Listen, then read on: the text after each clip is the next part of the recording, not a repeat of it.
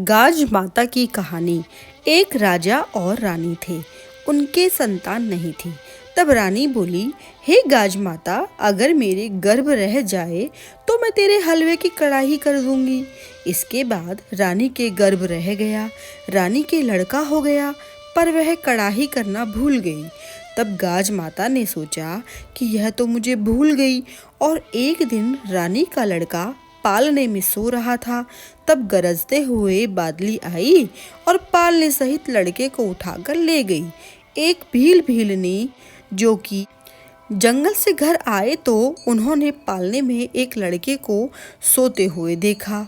उनके कोई बच्चा नहीं था, इसलिए वह बच्चे को देखकर बहुत खुश हुए और उस बच्चे को पालने लगे। एक धोबी था जो राजा के कपड़े भी धोता था और भील के भी कपड़े धोता था।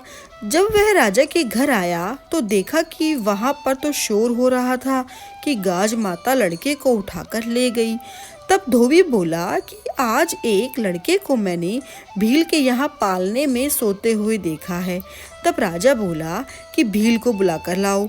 जब भील आया तब राजा ने पूछा कि तेरे घर लड़का कहाँ से आया? तो भील बोला, मैं गाज माता का व्रत करता था तो मुझे गाज माता ने बेटा दिया है। तो राजा रानी को याद आया कि हमने माता को हलवे की 2 कड़ाही बोली थी जो आज तक नहीं करी, इसलिए हमारा बेटा चला गया। तब रानी बोली, हे गाज माता, मेरा बेटा ला दो। मैंने जितनी बोली थी उसे दुगनी कड़ाही कर दूंगी और गाज माता का खूब धूमधाम से उजमन करूंगी। तब गाज माता ने उनका लड़का वापस ला दिया। भीलनी के यहाँ भी बहुत धन दौलत और लड़का हो गया। तब सारे शहर में राजा ने ढिंढोरा पिटवा दिया कि जब भी लड़का हो या शादी हो तो गाज माता का उजमन जरूर करें।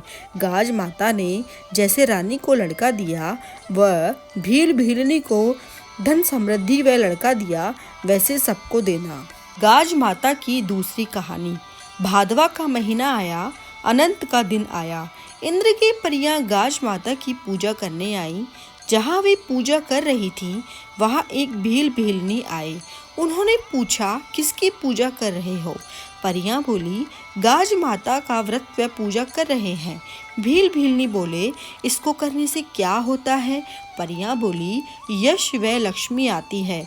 ऐसा सुनकर भीलनी भी गाज माता का व्रत करने लगे तो उनके बहुत धन संपत्ति हो गई। भीलनी रानी जैसे कपड़े पहनने लग गई। एक धोबिन के पास रानी व भीलनी के कपड़े साथ धुलते थे। एक दिन कपड़े बदल गए। रानी नहा धोकर कपड़े पहनने लगी।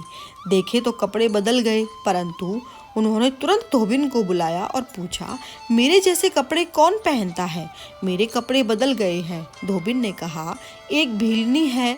तो रानी ने कहा, उसे तुरंत बुलाओ। भीलनी को बुलवाया गया और पूछा, तूने चोरी की या डाका डाला जो तू मेरे जैसे कपड़े पहनती है? भीलनी बोली, मुझ पर तो गाज माता प्रसन्न हुई है।